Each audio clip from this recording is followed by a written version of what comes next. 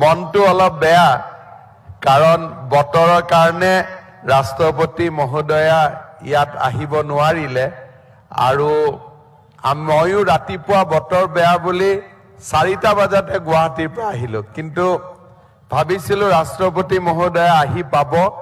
তেখেতে আহি পাব নোৱাৰিলে তাৰ বাবে তেখেতে আপোনালোকৰ বাবে এটা ভিডিঅ' মেছেজো 20 মিনিটৰ বনাইছে আমি তাৰালাংচু ইউথ ফেষ্টিভেলৰ সময়তে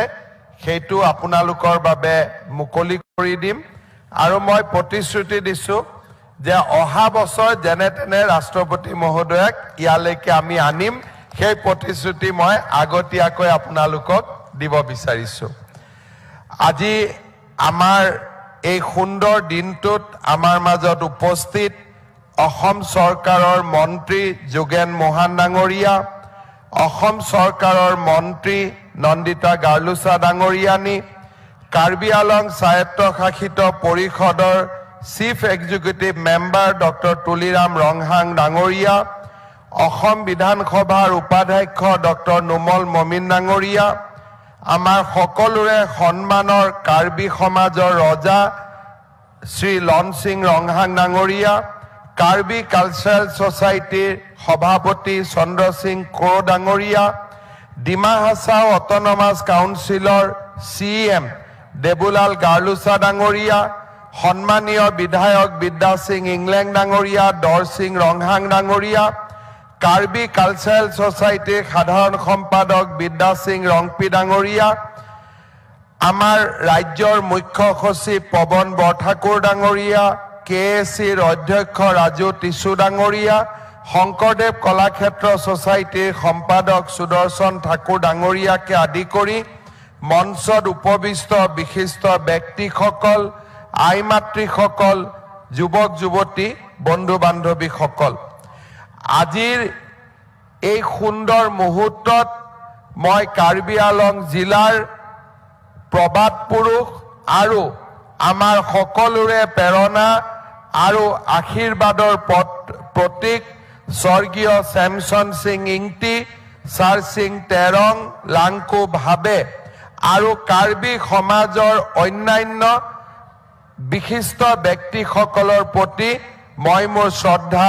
নিবেদন কৰিছো 1974 চনত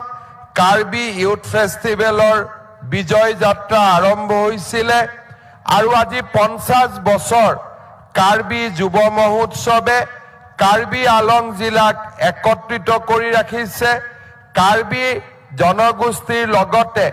আন জনগোষ্ঠীসমূহক মিলনৰ ছন্দৰে একত্ৰিত কৰি ৰাখিছে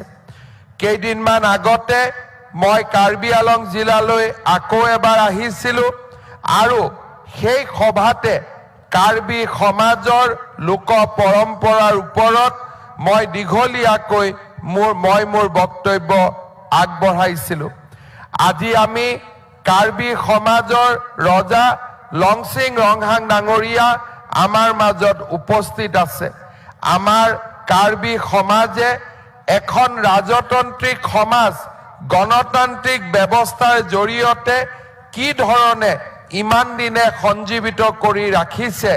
সেয়াও আমাৰ বাবে প্ৰেৰণাৰ প্ৰতীক মই আজিৰ এই সভাত কাৰ্বি ইউথ ফেষ্টিভেলে যি সোণালী জয়ন্তী উৎসৱ পালন কৰিছে তাৰ বাবে মই তেখেতসকলক অভিনন্দন জনাইছো আৰু কাৰ্বি আলঙৰ যুৱক শক্তিকো মই মোৰ প্ৰণাম জনাইছো আমি সকলোৱে বিশ্বাস কৰো যে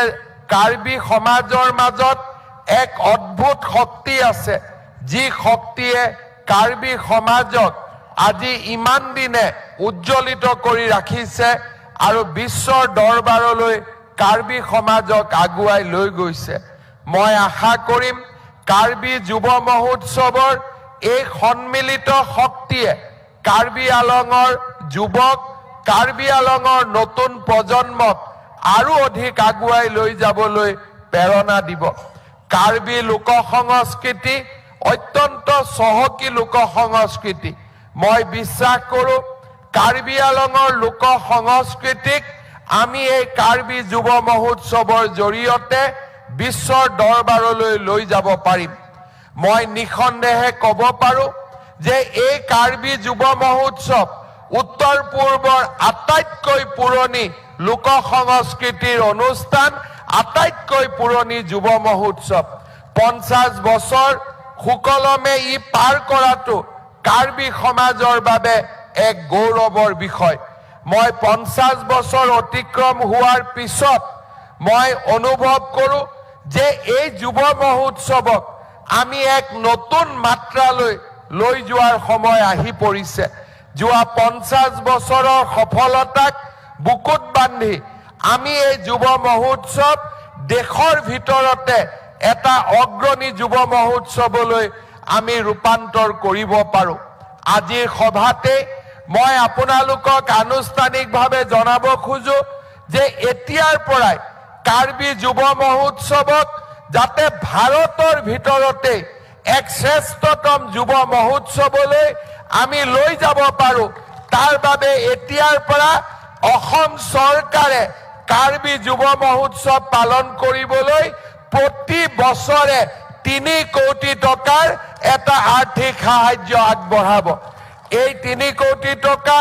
ৰাজ্যৰ সাংস্কৃতিক বিভাগে প্ৰতি বছৰে আমাৰ কাৰ্বি আলং যুৱ মহোৎসৱৰ বাবে প্ৰদান কৰিব। তাৰ লগতে কাৰ্বি আলং অট'নমাছ কাউন্সিল আৰু কাৰ্বি আলঙৰ ৰাইজৰ সহযোগত এই যুৱ মহোৎসৱক আমি ভাৰতৰ ভিতৰতে এটা সৰ্বশ্ৰেষ্ঠ যুৱ মহোৎসৱলৈ ৰূপান্তৰ কৰিম। আজি সোণালী জয়ন্তীৰ দিনা তাৰ বাবে আমি আকৌ এবাৰ সংকল্প গ্ৰহণ কৰিছো। শ্ৰদ্ধাৰ ৰাইজ, আজি মোৰ নিজৰে বেয়া লাগিছে যে ৰাতিপুৱা 9 বজাৰ পৰা আপোনালোকে এনেদৰে অপেক্ষা কৰিছে। সমগ্ৰ হেলিপেডৰ পৰা যুৱ মহোৎসৱৰ ৰাস্তাটোত দুইপাৰে যুৱক যুৱতীসকলৰ উৎসাহ উদ্দীপনা আৰু আজিও এই সভাত 3 বজালৈকে আপোনালোকৰ উপস্থিতি ই প্ৰমাণ কৰে যে আপোনালোকে এই যুৱ মহোৎসৱটোক অন্তৰৰ পৰাই গ্ৰহণ কৰে, অন্তৰৰ পৰা মৰম কৰে আৰু ভাৰতৰ ৰাষ্ট্ৰপতি মহোদয়াক আজি আপোনালোকে আপোনালোকৰ মাজত পাবলৈ উদ্গ্ৰীৱ হৈ আছিল। মই পুনৰ এবাৰ আপোনালোকক প্ৰতিশ্ৰুতি দিছো যে অহাবাৰৰ কাৰ্বি যুৱ মহোৎসৱত ৰাষ্ট্ৰপতি মহোদয় উপস্থিত হ'ব আৰু কেতিয়াবা ভাল দিনত এনেকুৱা যুৱ মহোৎসৱত আমি ভাৰতৰ প্ৰধানমন্ত্ৰী ডাঙৰীয়াকো লৈ অহাৰ বাবে আমি নিশ্চয় প্ৰচেষ্টা কৰিম। পুনৰ এবাৰ এই কাৰ্বি ইউথ ফেষ্টিভেলৰ লগত জড়িত আটাইকে আমাৰ যিসকল আমাৰ মাজৰ পৰা আঁতৰি গ'ল আৰু যিসকল আমাৰ মাজত আছে আটাইকে মই পুনৰ এবাৰ মোৰ শ্ৰদ্ধা জনাই কাৰ্বি আলঙৰ ৰাইজক মোৰ পুনৰ এবাৰ কাৰ্ডম নমস্কাৰ জনাই মই মোৰ বক্তব্য সামৰণি মাৰিছো। জয় হিন্দ, বন্দে মাতৰম, ধন্যবাদ।